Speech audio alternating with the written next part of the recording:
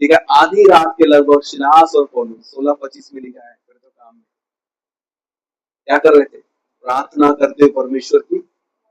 इसका अर्थ क्या है? इसका अर्थ यह है कि अब हम कुछ नहीं कर सकते, अब जो करेगा तू करेगा। हम तुझे आराधना में पुकारते हैं, तू आ और तू उद्धार कर। अच्छा, एक बार बात बताता हूँ आपको, हम किसी का उद्धार नहीं कर सकते। हम किसी का उद्धार, हम किसी को बदल, हम किसी को इंसान मतलब परमेश्वर के मार्ग में चलने वाला बना तो क्या कर सकते हैं? हम आत्मा से भर के उसकी आराधना कर सकते हैं, क्योंकि परमेश्वर ने हमें इसीलिए चुना है। बोलिए मुझे, परमेश्वर ने अपनी आराधना के लिए चुना है। अच्छा, सब लोग सोचते हैं ना मुझे भविष्यवक्ता क्यों नहीं बनाया। कुछ लोग सोचते हैं कि मुझे प्रॉफिट क्यों नहीं बनाया, है ना, मुझे ये बनाया, मुझे आग गिराने वाला बना देता, चंगा करने वाला बना देता, है ना। तो पता है इससे क्या होता है? इससे ये होता कि मैं कर रहा हूँ, खुद में घमंड आ जाता। मैं सच बता रहा हूँ, मैंने एक जन को बताया कि लीडर बनना बहुत कठिन बात है, क्योंकि जैसे आप लीडर बने और घमंड आया, क्या आया? और घमंड आएगा, फिर आप अपनी मनमर्जी करेंगे। और जानते हैं, फिर आपको शिक्षा से बैर हो जाएगा आपको, क्योंकि मैं इतना बड़ा हूं, मुझे सिखा रहे हो। ये बात ईगो को हट कर तो क्या हो जाता है, मुश्किल हो जाता सिखाना। तो मुझे सिखा रहे हो, मैं ये जानता हूं, मैं इतना बड़ा हूं, वही से गिरने का कारण हो जाता है। और मैं बताऊं, आराधना का मतलब क्या होता है? पूरी नम्रता के साथ, आंसुओं के साथ उसकी आराधना करता है। आराधना हमें नम्र बनाता है, नम्र बनाता है, नम्र बनाता है, और नम्र मन उसको परमेश्वर इस्तेमाल करता है। जितनी भी वरदान है, सारे वरदान आप में घमंड ला सकते हैं। मैं सच बता, क्या ला सकते हैं? क्या है? और मैं धन्यवाद देता हूं कि इंसान अगर समझदार है तो घमंडी नहीं बनता है। लिखा है, लोग तेरी तारीफ करे तो करे, लेकिन तू अपनी तारीफ, यही उस समय है जब आपके द्वारा कुछ काम हो, आप शून्य हो जाना, क्योंकि आप भी अगर तारीफ लगेगा, आप में क्या आ जाएगा? सब उस लूसीफर को दे दिया था, उसमें क्या आ गया था? इसलिए घमंड क्या किया? सबसे पहली बात परमेश्वर से अलग किया, है ना, और गिरा दिया गया। मुझे एक बात आज समझ में आता है, पता है क्या? आराधना हमें नम्र बनाता है, और नम्र लोग आराधना करने के लिए आते हैं। नम्र लोग क्या करने के लिए आते हैं? और मैं आपको सच बता रहा हूँ, मैं कभी भी कुर्सी में बैठ के आराधना नहीं करता। मुझे कुर्सी पर बैठ के आराधना करना बिल्कुल भी पसंद नहीं है, क्योंकि कभी मैं पढ़ता हूँ, घुटने में आके धन्यवाद के साथ उसकी आराधना करो। आज मैं बता रहा हूँ आपको, सिलास और पौलुस उस जगह में थे। सुनिए थोड़ा सा, हम बहुत सही जगह में हैं। उस जगह में थे जहां सब बुराइयों को एक साथ बंद कर दिया गया, है ना। बलात्कारी, हत्यारे, चोरी, भाई काल कोठरी मतलब समझिएगा, सबसे डेंजरस लोगों को वहां क्या कर दिया गया था? हमें उनकी सुधि लेना है ना। हम तो बहुत सही लोग की सुधि ले रहे हैं, है ना। सीधे साधे भैया क्या कर लेंगे वहां, आप समझ नहीं रहे हो। काल कोठरी का मतलब है हत्या करके तो अंदर ही हूँ, तेरे को भी मार के उतना ही सजा मिलेगा, समझ रहे? सिलास की गला दबा दूं, पौलुस का गला दबा दूं, क्या हो जाएगा? आखिर उम्र कैद में तो हूं, और कितना उम्र कैद करेंगे? सबसे डेंजरस जगह में सारे शैतानी काम करने वालों को, दुष्ट आत्मा से ग्रसित लोगों को उस जगह में डाल दिया गया, है ना। सोचिए, उस जगह में डाल दिया गया है। परमेश्वर ने भी अपने दासों को उसी जगह डाल दिया गया। तो बोले भैया हाथ पर में भी कीला बंधा है, कीला ठोका है ना, ऐसे बोल रहे हैं, कीला से बांध दिया गया। चीज सोच रहा था प्रभु, यहाँ पर एक चीज हमें सोचने की जरूरत है। कभी हमें लगता है ना कि हम ये करें, वो करें, वो करें, वो करें, पहले आत्मा सच्चाई से आराधना करें। पता है सिलास पौलुस जान गए थे यहाँ हम कुछ नहीं कर सकते, यहाँ हम कुछ, क्योंकि सारे बलात्कारी, सारे हत्यारे, सारे चोर यहीं पर हैं, है ना, ये तो मार ही डालेंगे। इनको हम सुसमाचार कैसे सुनाएं, कैसे सुनाएं? सुनाएंगे भी तो उल्टा जवाब देंगे या तो हमको फाड़ डालेंगे। इनके जीवन में कोई परिवर्तन कर सकता है तो उसका नाम सेनाओं का यहोवा परमेश्वर है। और मुझे कुछ करना है, मुझे कुछ क्या करना है? पढ़ेगा 16-25, फिर तो काम 16-25। ये मैं आज आपको बता रहा हूं क्योंकि मेरे प्रियो, हमारा जो लाइफ है मालूम है, परमेश्वर के लिए, उसकी सेवा के लिए हमारा लाइफ है। अब हम अपने दुख को नहीं देखते, हम ये देखते हैं हमें परमेश्वर का काम कैसे करना है। पढ़िए क्या लिखा है, देखिए आधी रात के लगभग पौलुस और सिलास प्रार्थना करते हुए परमेश्वर के भजन। अगर तुम परिवर्तन देखना चाहते हो, याद रखना, तो जिस जगह में बुराई हो, अगर परमेश्वर तुम्हें वहां भेजे तो तुम भी बुराई करने मत लग जाना और उनसे अलग होकर आराधना करना, प्रार्थना करना। अभी देखिएगा, अभी आप थोड़ा नोटिस करिए, थोड़ा सा एक बात ध्यान दीजिए। आप यहाँ हैं, परमेश्वर के भवन में है, बिल्कुल इंसान पवित्र स्वर्गदूत जैसा बन जाता है ना, लेकिन यहां से जैसे निकलते हैं हम ऐसी ऐसी जगह में पहुंचते हैं, परमेश्वर में ऐसी ऐसी जगह में पहुंचाता है,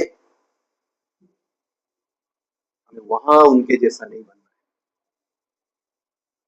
अगर वहां सब लोग बुराई कर रहे हैं, आप भी लग गए तीसरे की बुराई कर रहे हैं, नहीं, नैना बहन बता रही थी, अपने मुंह को लगाओ। आप खुदा के लिए अलग किए गए नाजीर हो, परमेश्वर के जन हो, साइलेंट हो जाओ।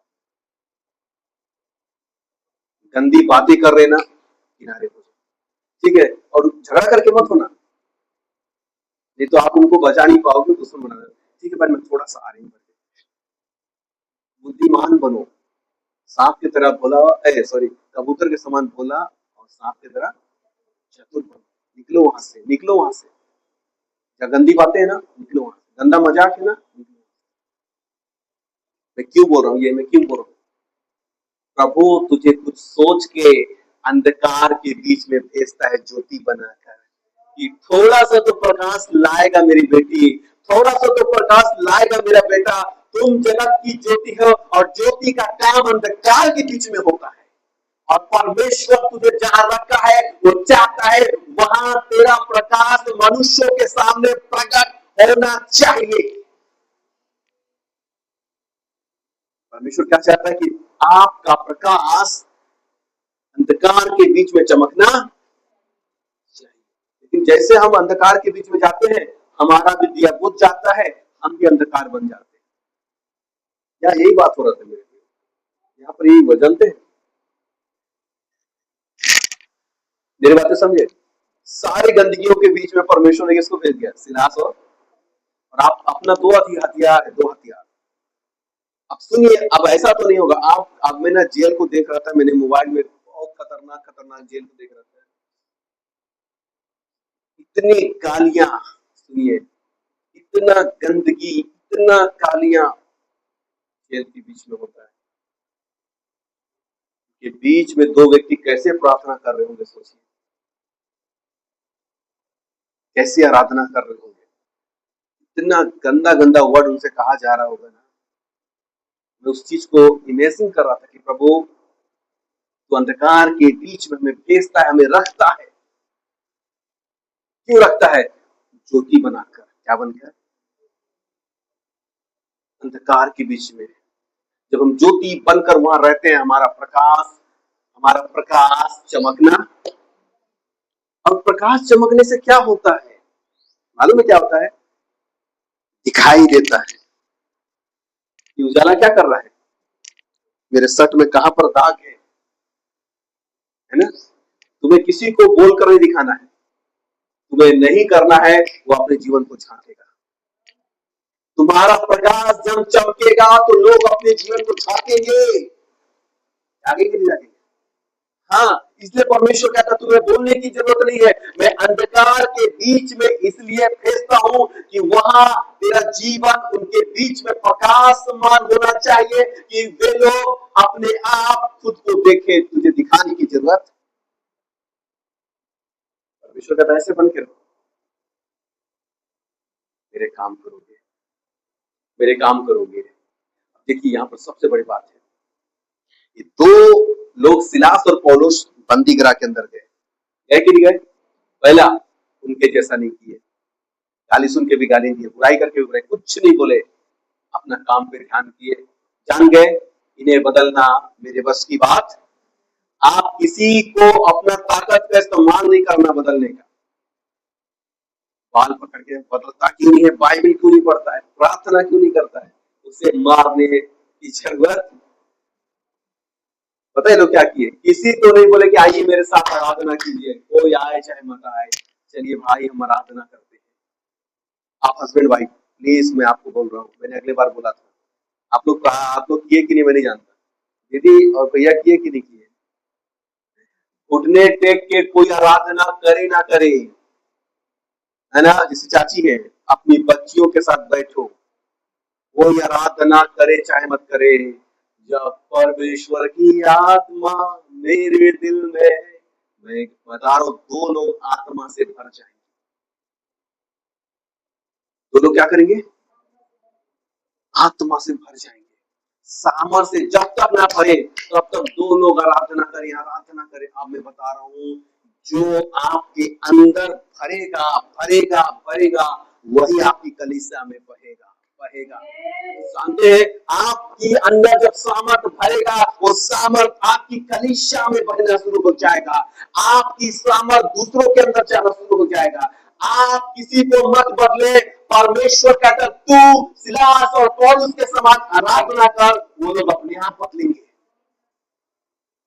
उनको बदलना मेरे अंदर में, उनको बदलना मेरी सामर्थ बदलेगी। किसकी सामर्थ बदलेगी?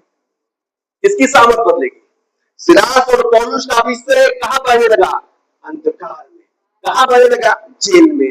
अब आपका अभिषेक आपके घर से निकलकर पड़ोस में बहेगा, आज नहीं तो कल, लेकिन बहेगा। आपका अभिषेक आपके बच्चों में बहना शुरू होगा। परमेश्वर कहता है तुझे मैंने वहां रखा है, वहां रहना। अब जानते क्या, हम घर में आए, चले गए, यहां से घर में गए, बाइबल बंद हुआ, सब बंद हुआ, जो अभिषेक कलीसिया में था वो घर में कभी नहीं हुआ। मेरी बात सच बता रहा हूं, जो अभिषेक यहां जो हम भर जाते हैं, वहां क्यों नहीं भरते? यहां तो उजाला ही है और वहां अंधेरा है। वहां क्या है? क्योंकि अंधकार की शक्ति हावी है। मेरी बातें समझ रहे कि नहीं समझ रहे? जो अभिषेक से भर के हम यहाँ आराधना करते हैं, वही अभिषेक से भर के हमें अपने घर में आराधना करना होगा। क्योंकि आपको मालूम है, सिलास और पौलुस के समान आप उस बंदी गृह में है जहां आप कुछ नहीं कर सकते। अच्छा मैं बताऊं आपको, एक बहुत अच्छी बात बता रहा हूं मैं आपको। कई ऐसे क्रिश्चियन फैमिली है, मसीह फैमिली है, वो अपने बच्चों को बदल, वो अपने घर को बदल। मैं उनसे कहना चाहता हूं, सिलास और पौलुस भी जानते थे हम किसी को बदल, मार खाएंगे, गाली खाएंगे, बहुत सारे अपमान होंगे, कम से कम जो परमेश्वर ने दिया है हम वो करें, हमको टेक की उसकी आराधना करें। बदलना परमेश्वर का काम है। Praise the Lord. बदलना किसका काम है? तो कहता 2 या 3 के मध्य में मैं आऊंगा। तो क्या कहता 2 या 3 के? अच्छा आप बताइए, परमेश्वर ने कहा, कभी भी देखिएगा, मैं ऐसे इमेजिन करता हूँ, कभी कभी कोई व्यक्ति प्रचार करने जाता है, अगर भीड़ ना हो, आजकल इनकी मेंटेलिटी ऐसी हो चुकी है, अगर हम किसी का वीडियो देख रहे हैं, अगर उसमें भीड़ ना हो तो लगता है कि ये बेकार पास्टर है। बहुत सारे किसी चर्च में गए, अगर वहां भीड़ ना हो तो लगता है इनका चर्च बेकार है। नहीं है बेकार। जाइए, जिस एग्जाम को ISI, SDM और जो पेपर होते हैं उस पेपर में चुनकर लोग आते हैं। वो चुने हुए लोग 2 या 3 के बीच में परमेश्वर रहता है। तो उन्होंने क्या बोला, 2 या 3 के मध्य में मैं। इसका मतलब क्या है, उन भीड़ से जो चुने हुए होते हैं ना, और उन चुने हुए के बीच में मेरी उपस्थिति रहती है। अच्छा, मैं आपको क्या बता रहा हूं, प्लीज आप घर में किसी को बता क्या कर सकते हैं। प्लीज अगर कोई आपका साथ दे रहा है, देखिए भैया कोई साथ देना दे, हस्बैंड को तो देना पड़ेगा, नहीं तो उसको खाना नहीं मिलेगा।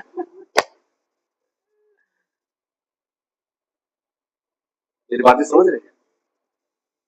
कोई साथ देना दे लेकिन हस्बैंड को साथ देना।